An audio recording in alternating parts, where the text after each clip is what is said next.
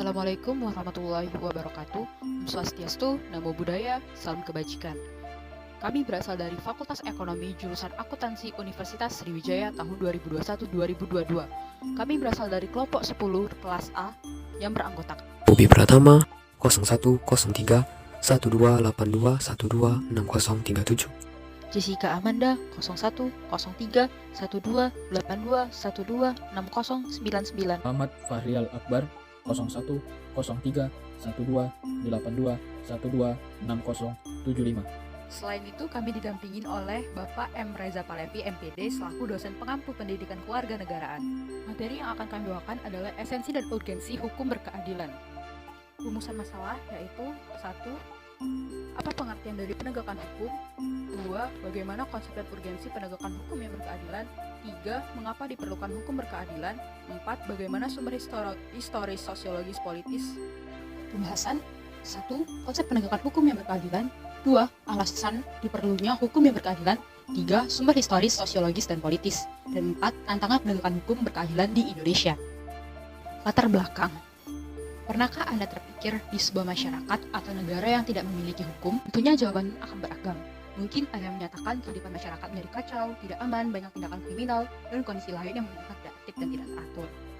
Indonesia adalah negara hukum yang terdapat dalam pasal 1 ayat 3 UUD 1945, yang artinya negara yang semua penyelenggaraan pemerintahan dan kenegaraan serta kemasyarakatan berdasarkan atas hukum, bukan didasarkan pada kekuasaan belaka. Konsep penegakan hukum yang berkeadilan. Esensi penegakan hukum adalah keadilan, adalah adanya saling mempengaruhi atau bersifat integrasi antara pemikiran satu dengan yang lainnya. Mengenai makna keadilan, terutama yang punya sifat yang universal.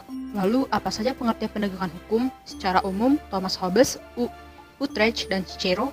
Secara umum, penegakan hukum adalah proses dilakukannya, upaya untuk tegaknya atau berfungsinya norma-norma secara nyata, sebagai pedoman perilaku dalam lalu lintas ataupun dalam kehidupan bermasyarakat dan bernegara. Thomas Hobbes dalam bukunya Leviathan pernah mengatakan homo homini lupus, yang artinya manusia adalah serigala bagi manusia lainnya. Manusia memiliki nafsu yang berbeda-beda, ada yang baik dan ada yang jahat. Inilah salah satu argumen mengapa aturan hukum diperlukan. Utrecht, hukum adalah himpunan petunjuk hidup, perintah atau larangan yang mengatur tata tertib dalam suatu masyarakat yang seharusnya ditaati oleh anggota masyarakat, dan jika dilanggar dapat menimbulkan tindakan dari pihak pemerintah dari masyarakat itu. Pernah menyatakan ubi societas ibi ius, yang artinya di mana ada masyarakat, di sana ada hukum. Dengan kata lain, sampai saat ini hukum masih diperlukan, bahkan kedudukannya semakin penting. Upaya penegakan hukum di suatu negara sangat erat kaitannya dengan tujuan negara. Pentingnya penegakan hukum di Indonesia. Dengan adanya penegakan hukum, ketika terjadi pelanggaran, seseorang harus berhadapan dengan sanksi hukum yang berlaku, guna terciptanya masyarakat yang aman, tertib, dan penuh tanggung jawab. Lalu, apa saja permasalahan penegakan hukum? Apa saja faktor-faktor permasalahan penegakan hukum menurut John Kennedy? Urgensi penegakan hukum dalam hidup berbangsa dan bernegara. 1. Masih lemahnya peraturan perundangan. 2. Kurangnya keahlian, keterampilan, dan moralitas aparat penegak hukum. 3. Sistem lembaga peradilan yang secara umum belum memenuhi prinsip peradilan, yakni cepat, sederhana, dan biaya ringan. 4.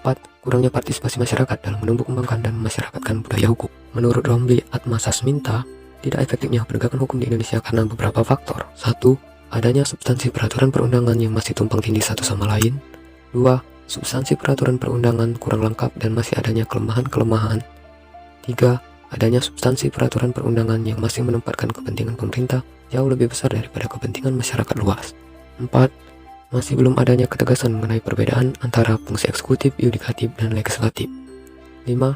Kesadaran dan tanggung jawab berbangsa dan bernegara dalam menghasilkan produk peraturan, perundangan, dan penegakan hukum masih lemah. Dari faktor tersebut, ada 4 faktor yang dominan, yaitu 1. Lemahnya substansi materi perundangan. 2. Aparat penegak hukum yang tidak profesional dan tidak bermoral. 3. Sistem dan prinsip peradilan yang belum terlaksana secara baik. 4. Masih rendahnya partisipasi dan kesadaran hukum masyarakat. Selain itu, hal yang perlu mendapat perhatian dalam penegakan hukum di Indonesia adalah adanya kecenderungan, dominannya atau kuatnya pendekatan keamanan demi stabilitas di segala bidang kehidupan. Pendekatan seperti ini dapat dimengerti, terutama bagi negara-negara berkembang yang akselerasi pembangunan mengejar ketertinggalan masih sulit diciptakan. Oleh karena itulah, pada umumnya dalam negara dunia ketiga, suprastruktur politik lebih dominan dibanding infrastruktur politik dalam proses pengambilan keputusan politik. Demikian juga dalam proses Pembentukan peraturan perundangan, pendekatan pertimbangan stabilitas politik selalu didahulukan dibandingkan aspek-aspek lainnya. Apa itu suprastruktur? Suprastruktur adalah struktur politik pemerintahan yang berkaitan dengan lembaga negara yang ada serta hubungan kekuasaan antara lembaga satu dengan yang lain. Adanya lembaga eksekutif, presiden dan wakil presiden, lembaga yudikatif, MA, MK, dan KY, dan ada lembaga legislatif, DPR, DPD, dan MPR. Apa itu infrastruktur politik?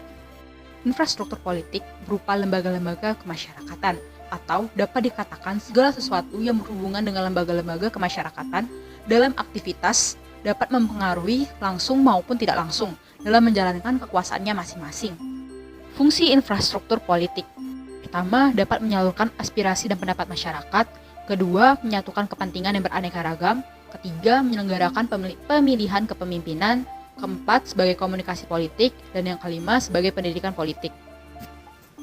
Bagaimana upaya penegakan hukum di Indonesia? Dalam satu upaya yang dapat dilakukan adalah dengan mengembalikan hukum kepada akar moralitas, kultural, dan akar religiusnya.